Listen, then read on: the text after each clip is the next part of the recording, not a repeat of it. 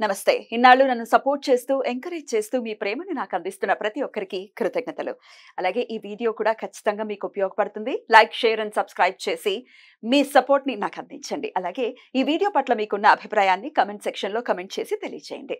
ఇప్పుడు వీడియోని చూద్దాం. నమస్తే, వెల్కమ్ టు అవర్ ఛానల్. నేను పద్మిని. ప్రస్తుతంతో పాటు ప్రముఖ ఆధ్యాత్మికవేత్త, ప్రముఖ న్యూమరాలజిస్ట్, లక్ష్మీ నరసింహస్వామి ఉపాసకురాలు శ్రీమతి స్రవంతి గారు ఉన్నారు. మాట్లాడతాం. నమస్తే అక్క. నమస్తే పద్మిని. అక్క, బోర్డు మీద ఏం రాశారు? Energy circle. Okay. About what? చాలా పెద్ద సమస్య ఈ రోజుల్లో. ఎవరు అంత పెద్దగా ఉన్నా కూడా పట్టించుకోలేని సమస్య. పీరియడ్స్ లేట్ గా రావడం, పిసిఓడి ప్రాబ్లం వల్ల కావచ్చు, స్ట్రెస్ వల్ల కావచ్చు, లేదు అంటే ఇతర కారణాలు ఏవైనా ఉండొచ్చు. పీరియడ్స్ అనేవి సరిగా ఉండట్లేదు. ఇదివరకు మా చిన్నప్పుడు మెనోపాజ్ అంటే కూడా ఏంటో తెలియకుండా పెరిగాం, నిజంగా చెప్పాలి అని అంటే. ఎప్పుడన్నా మా అమ్మకి చాలా చిరాగ్గా, కోపంగా ఉండేది ఆ టైంలో. అరే అమ్మకి కోపంగా ఉంది, మనం జాగ్రత్తగా ఉండాలి అని అనుకునే వాళ్ళం. కానీ అది ఎందుకు అనేది కూడా ఒకసారి మా అమ్మ డాక్టర్ దగ్గరికి వెళ్తే అది మెనోపాజ్ అంటే అదేంటి అనే క్వశ్చన్ మార్క్ రావడం, ఇది ఇలా ఉంటుంది అని చెప్పడం. అప్పుడే మా అమ్మ వాళ్ళకి కూడా అది కొత్త అనమాట వినడం. అంటే వాళ్ళ పేరెంట్స్ దగ్గర వినలేదు ఎప్పుడు కూడా. సో అలా మెనోపాజ్ వాళ్ళకే ఇబ్బంది అని ఉండేది. ఇప్పుడు అలా కాదు. కాలేజ్లో ఇంటర్మీడియట్ చదువుతున్న పిల్లలకి సైతము పిసిఓడి ఉండడము, ఒకసారి డేట్ రాగానే కంటిన్యూగా 20 డేస్ వరకు బ్లీడింగ్ ఆగకపోవడం, ఇలాంటివన్నీ కూడా నాకు దాని దగ్గరికి వస్తున్న సమస్యలు. అయితే ఒక జర్నల్లో నేను చదివింది ఏంటి అంటే, వ్యాక్సినేషన్స్ వల్ల కూడా, అంటే ఇప్పుడు మనం కోవిడ్ వ్యాక్సినేషన్ అవన్నీ వేసుకున్నాం కదా, దానివల్ల పర్యవసనాలు కూడా ఇట్లా పీరియడ్స్ సరిగ్గా రాకపోవడం, రెగ్యులర్ అయ్యాయి అని చెప్పి నేను చాలా చదివాను దాని గురించి. సరే, ఇతర కారణాలు ఏమున్నా కూడా మనకి కాస్మిక్ ఎనర్జీ అనేది గనక మనం కరెక్ట్ గా తీసుకుంటే గనక, హెల్ప్ తీసుకుంటే, మెడికేషన్ తీసుకోవద్దని నేను చెప్పట్లేదు, కాస్మిక్ ఎనర్జీ నుంచి మనం హెల్ప్ తీసుకుంటే గనక మనకి తప్పకుండా ఆ హెల్ప్ అనుగ్రహంగా మారుతుంది, మనకున్న ప్రాబ్లమ్స్ క్లియర్ చేస్తుంది అని మనం చెప్పుకోవచ్చు అనమాట. ఎట్లా తీసుకోవాలి మరి హెల్ప్? ఇలా మీరు ఎనర్జీ సర్కిల్ ఒకటి వేసుకోండి. మీకు అట్లా సిస్టమ్ లో గనక వేయగలిగితే, మీకు మనం ఇప్పుడు అంతా టూల్స్ వాడుతూనే ఉంటారు పిల్లలు చక్కగా, అందరికి కంప్యూటర్స్ ఎలా వాడాలి, పవర్ పాయింట్ ఎలా వాడాలి అనేది తెలుసు. ఒక సర్కిల్ ఇట్లా వేసేసుకోండి. జస్ట్ ఒక సర్కిల్ మీద క్లిక్ చేసి, వర్డ్ పేజ్ లో సర్కిల్ క్లిక్ చేస్తే వచ్చేస్తుంది కదా. దాని మీద మనం ఎల్లో కలర్ ని ప్రింట్ తీసుకుంటాం అన్నమాట. ఈ ఎక్కడైతే ఈ స్పేస్ ఉందో అదంతా ఎల్లో ఉండాలి. ఎల్లో ఉన్న తర్వాత మీరు ఈ స్ట్రైట్ లైన్స్ వేసేసుకోండి. వేసుకొని ఈ నెంబర్స్ గానీ, స్ట్రైట్ లైన్స్ గానీ పింక్ కలర్ వాడండి. ఓకే, పింక్ కలర్ వాడండి. సో ఈ నెంబర్స్ ఏంటి, మనకి పీరియడ్స్ మనకి టైం కి రావాలి అని చెప్పి. అంటే మన మామూలుగా క్లాక్ లో 12 డిజిట్స్ ఉంటాయి కదా, అట్లానే మనం 12 డిజిట్స్ వేసుకున్నాం. 12 ఏంటి మరి ఇక్కడ ఉంది? అంటే క్లాక్ లో ఉన్న డిజిట్స్ వేరు, ఎనర్జీ సర్కిల్ లో మనం ఈ రకంగా వేసుకోవాలన్నమాట. ఇక్కడ చూస్తే నువ్వు యాంటీ క్లాక్ వైజ్ కూడా వేసుకుంటున్నాం. జనరల్ గా మనం ఏమైనా ఇంటెన్షన్ అనుకుంటాం, అది క్లాక్ వైజ్ గా వెళ్ళిపోతూ ఉంటుంది. పీరియడ్స్ రావాలి, మా అమ్మాయికి డేట్ వస్తే బాగుండు అనేది మనం సహజ సిద్ధంగా టైం ప్రకారంగా అనుకుంటున్నదే. అంటే ఈ సర్కిల్ లో ఎట్లయితే మనం ఇంటెన్షన్స్ పాస్ చేసుకుంటున్నామో, ఈ యాంటీ క్లాక్ వైజ్ కూడా మనకి హెల్ప్ ఉండాలి. ఆ హెల్ప్ అనేది ఈ నెంబర్స్ తో వస్తుంది అనమాట. మనం వెనక్కి వెళ్ళి అనుకోలేం కదా. ఇక్కడ మనం ఎనర్జీ ఎట్లా యూజ్ చేస్తున్నాం అంటే, రౌండ్ అబౌట్ ఈ రౌండ్ ఎలా అయినా సరే మనకి మంచి జరిగి వాళ్ళకి పీరియడ్స్ రావాలి అని చెప్పి కోరుకుంటున్నాం అనమాట. సో ఇక్కడ మనం ఏం చేస్తున్నాము, ఈ 1 2 3 4 5 6 7 8 9 10 11 12 ని ఇలా వేసుకుంటున్నాం. వేసుకొని లోపల మనం ఏం రాస్తున్నాం మీకు కూడా రాసిస్తాను, డిస్ప్లే చేయండి. లేకపోతే కనుక కొంచెం దగ్గరగా మీరు స్క్రీన్ షాట్ తీసుకొని క్లోజ్ ఇలా అనుకుంటే వస్తుంది. హోస్ ఫ్లో సేజ్ విత్ లవ్ బి అని రాసుకుంటాం. ఇక్కడ కూడా కొంచెం పెద్ద సర్కిల్ వేసుకోండి. నేను ఇక్కడ స్పేస్ లేక కింద రాశాను. ఇక్కడ మళ్ళీ balance, learn, dipole, restore, B flow. ఎక్కడ రాయాలి? ఇక్కడ దీని కిందే ఈ 26 హెర్ట్జ్ కింద ఇది రాయాలన్నమాట. అంటే మనం ఇంత పెద్ద సర్కిల్ వేసుకున్నాం అనుకోండి, ఇమాజిన్ చేసుకోండి. పెద్ద సర్కిల్ లో ఇది వస్తుంది. అదే రాయడానికి సిస్టమ్ లో ఎందుకు చెప్తున్నాను అని అంటే ఈజీగా మీరు వేసుకోవచ్చు. లేదు మీకు సిస్టమ్ లేదు సిస్టమ్ లేదు అని అంటే A4 సైజ్ పేపర్ మీద ఒక ప్లేట్ పెట్టుకోండి చక్కగా, సర్కిల్ ఎక్కడ వంకర కాకుండా. A4 size paper, yellow colour paper కావాలి. ఎల్లో తీసుకోండి. లేదు అంటే కనుక చార్ట్ తెచ్చుకోవచ్చు. మంచి idea, very good. Padmini is intelligent. Thank you సాంగత్యం. ఐడియా రావడం గొప్ప.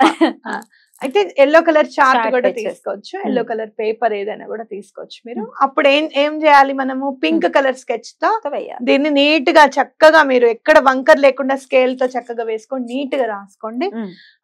ఈ రెండు రాసుకోవాలి. ఈ రెండు రాసేసుకున్న తర్వాత ఆ చార్ట్ మీద మీరు వాటర్ బాటిల్ గానీ గ్లాస్ ఉండాలి. గ్లాస్ వాటర్ బాటిల్ ఉండాలి, గాజు గ్లాసే ఉండాలి. మీరు నన్ను ప్లాస్టిక్ ఉందండి మా ఇంట్లో, గాజు గ్లాస్ కి ప్లాస్టిక్ మూత ఉందండి, ఇవన్నీ అడగద్దు. ఓకే, గాజు గ్లాస్ కి ప్లాస్టిక్ మూత ఉన్నా పర్వాలేదు, కానీ గాజు గ్లాసే ఉండాలి. జార్ తీసుకోండి చక్కగా, ఎందుకంటే వాటర్ ఎనర్జైజ్ అవ్వడం అనేది, ఎక్కువ వాటర్ ఎనర్జైజ్ చేసుకోవాలి. మనం ఇక్కడ ఎలిమెంట్ వాటర్ ని తీసుకుంటున్నాం, ఎందుకంటే మనము అన్ని ఎలిమెంట్స్ లోకి వెళ్ళా గాలిని మనం తీసుకొని వదిలేస్తూ ఉంటాం కదా, అలానే వాటర్ ని ఎక్కువగా మనం ఇష్టపడి తాగుతాం. చల్ల నీళ్ళు తాగామనుకో ఇప్పుడు ఎంత ప్రశాంతంగా ఉంటుంది మనకి, అవునా కదా? సో అట్లా మనం వాటర్ ని ఫీల్ అవుతూ తాగాలన్నమాట. ఎవరైతే పీరియడ్స్ కోసం వెయిట్ చేస్తున్నారో వాళ్ళు అది ఎలా ఎనర్జైజ్ చేసుకోవాలంటే, ఈ చార్ట్ మీద ఆ గాజు గ్లాస్ ని పెట్టేస్తే అది తప్పకుండా ఎనర్జైజ్ అవుతుంది. అయితే కొంచెం వాటర్ టేస్ట్ కూడా మారుతుంది. అవునా, ఎలా? ఎందుకంటే ఇక్కడ మనం 26 హెర్ట్జ్ ఫ్రీక్వెన్సీ తీసుకుంటున్నాం. ఎలాంటి టేస్ట్, ఏం మారుతుంది? కొంచెం చప్పగా అవుతాయి వాటర్. ఓకే, డిఫరెన్స్ తెలుస్తుంది మీకు తప్పకుండా. అన్లెస్ అండ్ అంటిల్ మీరు ఈ మధ్య చాలా పొరపాటు చేసేది ఏంటి అని అంటే, వాటర్ ప్యూరిఫైర్స్ పెట్టుకొని దాంట్లో వాటర్ స్వీట్ గా ఉండడానికి స్వీట్నెస్ వాడుతున్నారు, కెమికల్స్ వాడుతున్నారు. అది ఎటువంటి పరిస్థితుల్లోనూ వాడకండి. చప్పగానే ఉండాలి. జస్ట్ అది ఎట్లయితే క్లెన్స్ చేస్తుందో అలానే క్లెన్స్ చేసేసుకోండి. ఆర్ఓ ప్రాసెస్ ఎట్లయితే క్లెన్స్ చేస్తుందో అలానే చేసుకోండి. ఏమండి ఇది కొంచెం ఇవి వాడితే మీకు కాస్త వాటర్ టీగా ఉంటుందండి అని ఇచ్చేవి ఏవి కూడా కెమికల్స్ వాడకండి. అర్థమైందా? అలా ఆ వాటర్ లో టేస్ట్ మారితే మీరు అయ్యో వాటర్ ఏమైనా పాడైందా, ఇదేంటి ఇలా ఉన్నాయని అనుకోకండి. ఆ ఫ్రీక్వెన్సీని వాటర్ తీసుకుంది కాబట్టి వాటర్ మారింది అనమాట, ఎనర్జీ మారింది వాటర్ది, కాబట్టి మీకు టేస్ట్ డిఫరెంట్ గా అనిపిస్తుంది.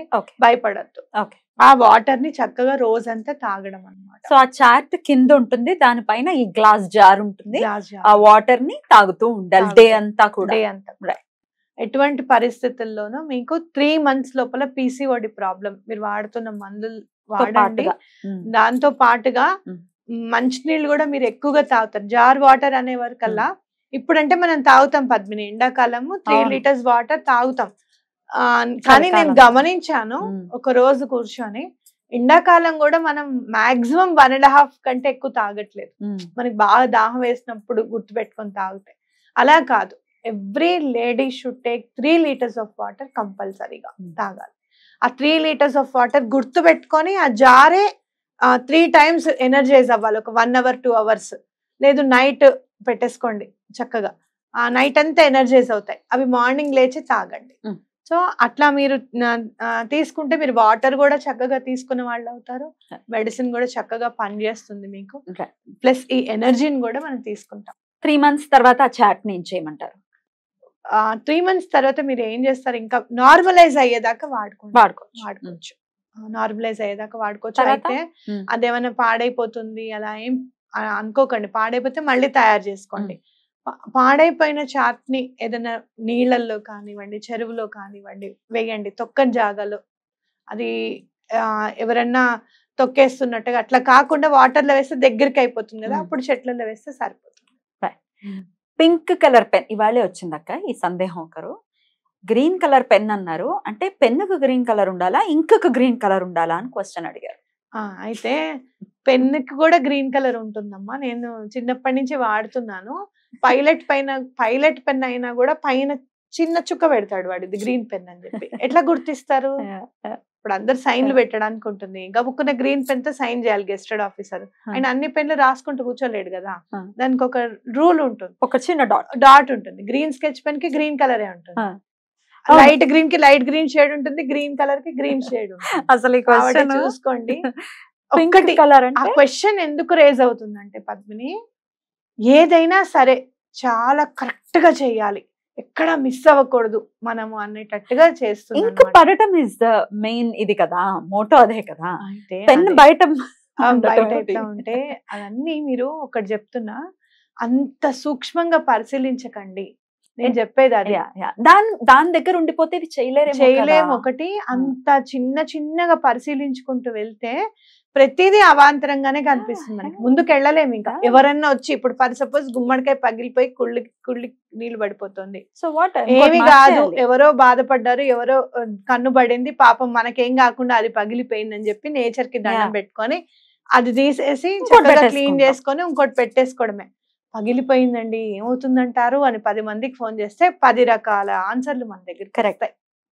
అర్థమైందా? అంత మైన్యూట్ గా వెళ్ళాలి. దీన్ని యూనివర్స్ హెల్ప్ ఎలా తీసుకోవచ్చు అనే విషయంలో చాలా బ్యూటిఫుల్ గా ఎక్స్ప్లెయిన్ చేశారు. డెఫినెట్ గా ఈ ఎనర్జీ సర్కిల్ బోల్డ్ అంత ఎనర్జీని ఇచ్చి, పాజిటివ్ ఎనర్జీ ఇచ్చి పీసీఓడి సమస్య ఆడపిల్లలకి తగ్గిపోవాలని మనస్ఫూర్తిగా కోరుకుంటూ thank you so very much అక్క. నమస్తే.